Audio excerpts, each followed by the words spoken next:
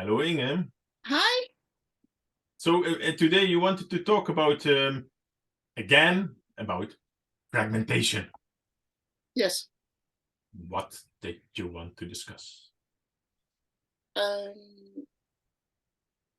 Well, this is another attempt, and some people might get it, some people might not.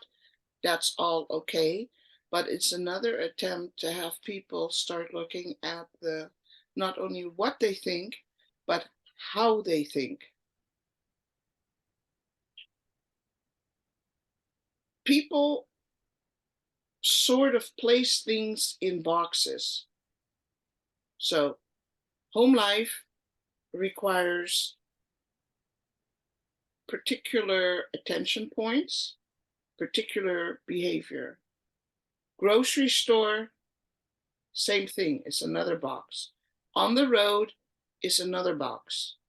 At work, if you're in an office, it's another box. If you work in a gym, it's another box.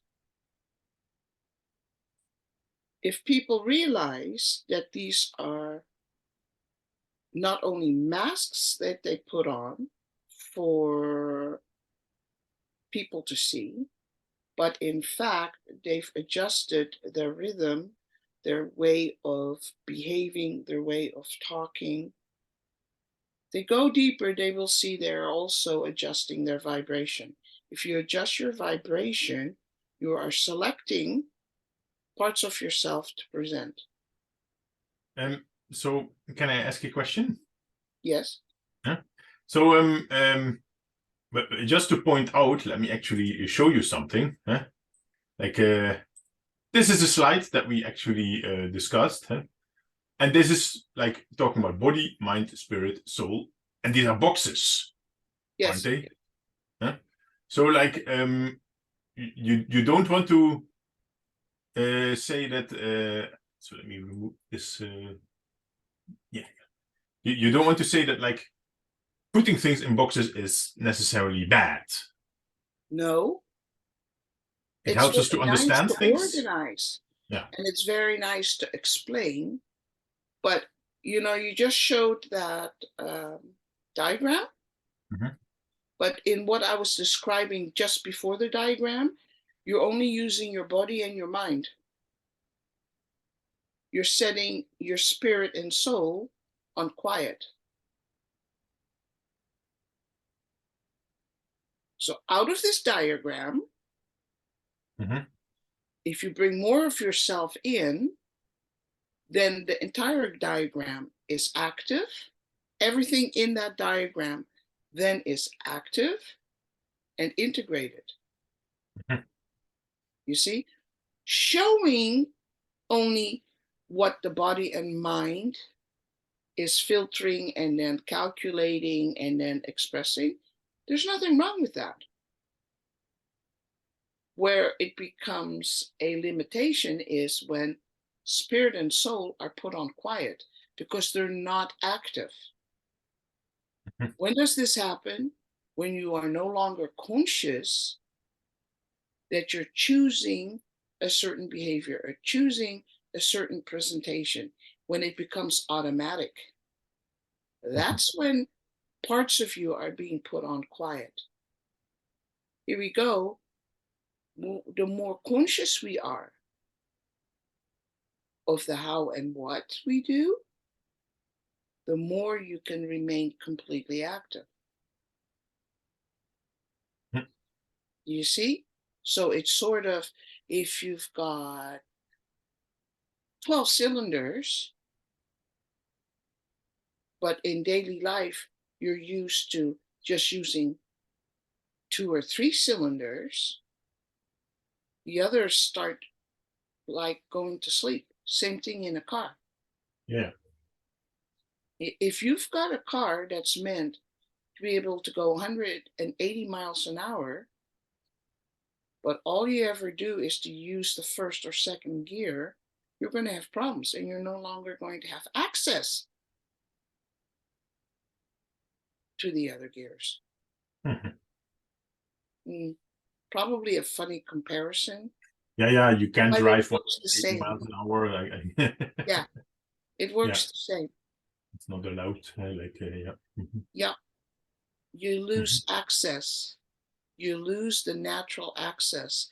And that is what people actually are trying to do with all the different programs, Okay, all so the like, different meditations, all the different yogas, even the mindfulness. They're trying to get access to more of themselves. so let me then sort of try to summarize what you said. Yes, So like putting things in boxes and compartmentalize things, that's okay. That's just because you're like a human being and that's what you do. But on top of that, you should also like include parts of your spirit and soul, and then stuff that comes through that cannot be compartmentalized, or you should not put in boxes. Or is that the wrong interpretation that I do now? you should only put in boxes when you're trying to analyze and understand. When you're living and behaving or doing, you should allow all to flow through you. Mhm. So putting it in boxes, the concepts, that's for analyzing and learning. Putting in boxes only for outward behavior, that's also okay, because what's appropriate in your living room may not be appropriate in a grocery store. But that doesn't mean that you should lose consciousness of the existence of that which is all right in your living room. Mhm. But a lot of people get so used to that outward behavior, they no longer are conscious of the decision making of, oh, I should be here, or I should do this. Mhm. As long as you are aware of the decision making process, then it's all okay because you haven't put those other ones to sleep. Mhm. It's when they go to sleep, those parts of you that you leave behind and it goes to sleep and you're no longer aware, that's when the thinking and feeling in boxes starts to materialize. By materializing, I mean, then that's just your live. It's like you've have 5 houses or 6 houses. Mhm. In fact, you are just one house. So actually, I remember here like a very funny video or sketch that I once saw by a guy who was explaining the difference between man and female brains, like very generically. And then he was trying to explain that like man, everything in the man's brain is in separate boxes, and Yes, very importantly, the boxes don't touch. And then he was describing a woman's brain, like, and then everything is connected, like all everything everywhere. And then so he made some funny things about that. And is there some truth behind this in connection with what we're talking about? yes, it is.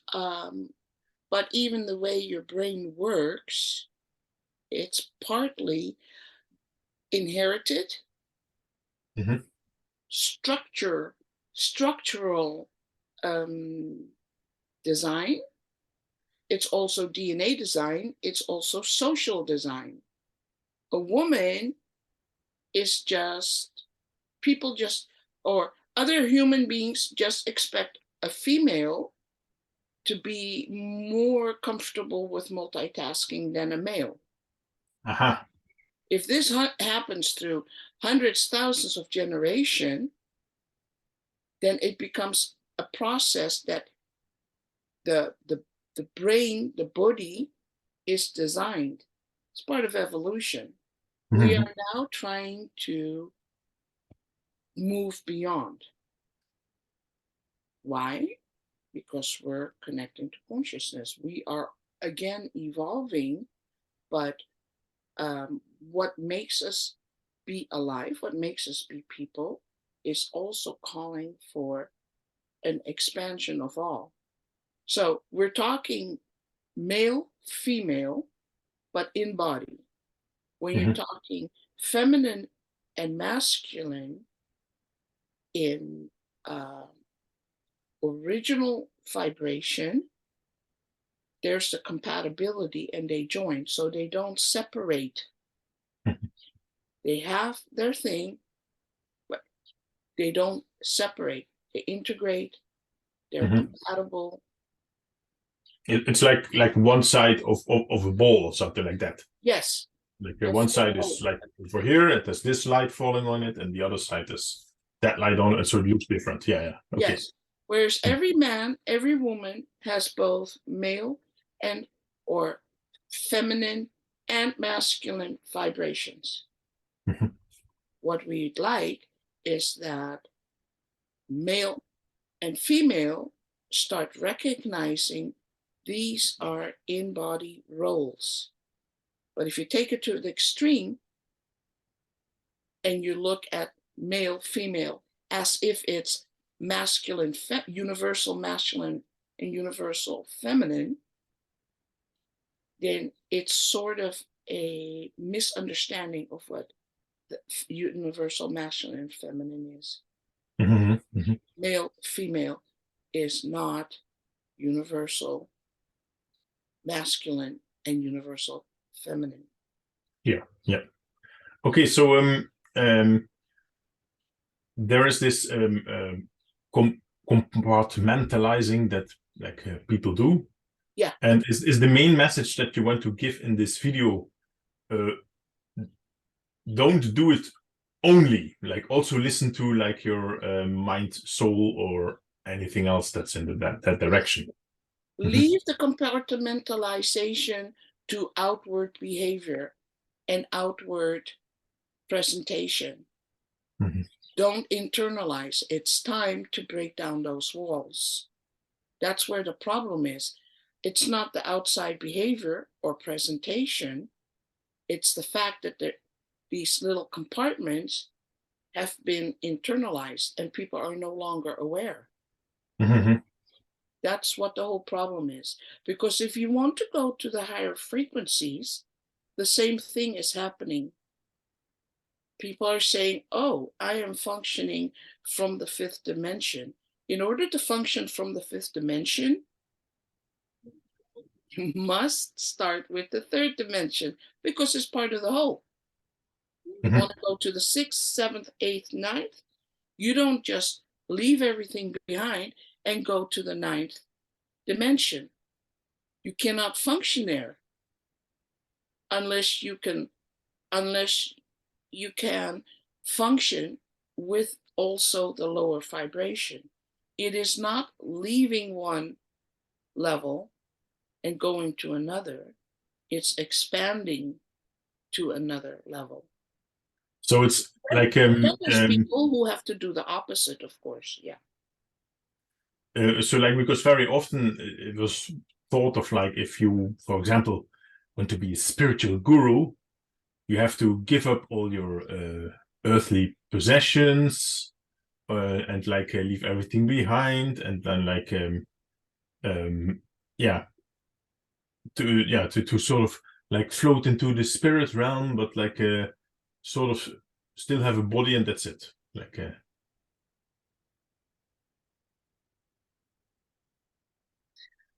as long as you have an organic body, you will need to appreciate and respect the needs of that organic body.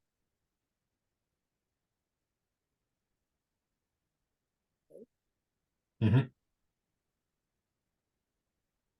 No. Earthly possessions, leaving earthly possessions behind,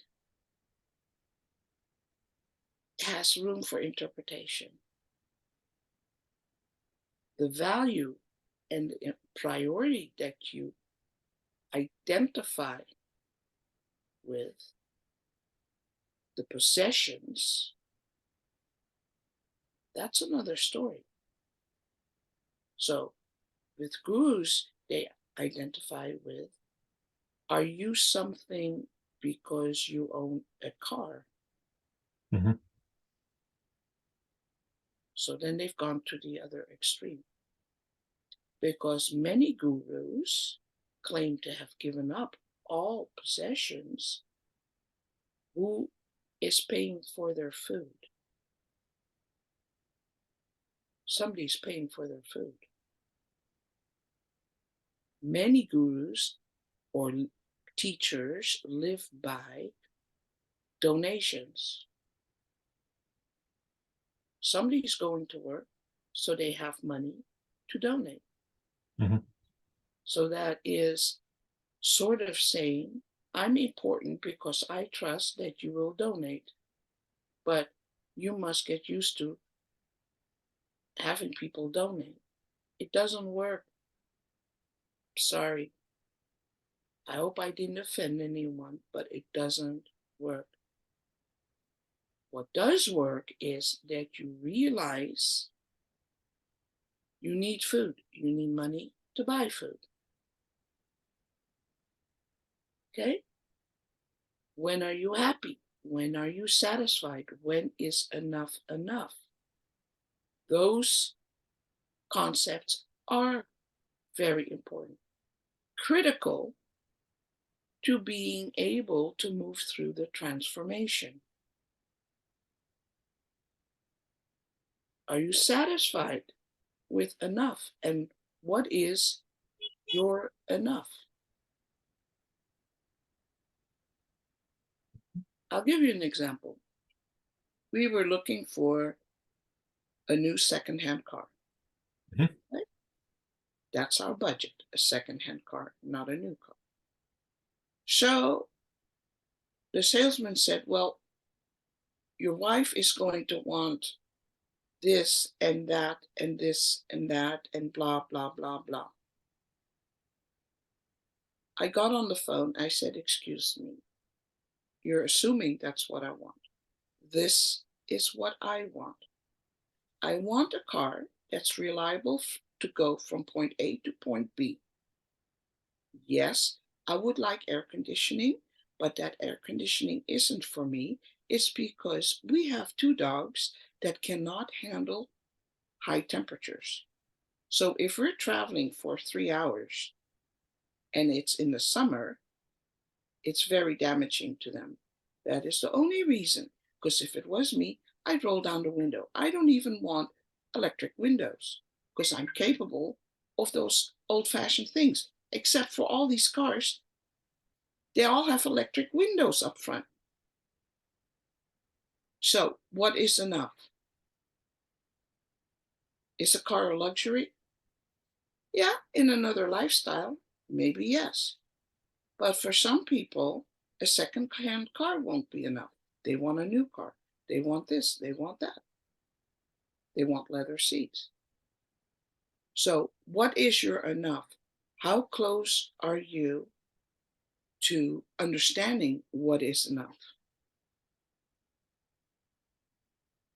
You see, if we didn't have to move back and forth to Rotterdam, that's not even important. I just need a car that's big enough to hold two dogs. Out of you given this example, like, is there anything else that you wanted to specifically mention in this particular video about this topic? Which part? Enough? No, I just the topic we are talking about the compartmentalization, difficult word, Yes, and the I would like to mention that looking at how rigid you are and fragmented you are,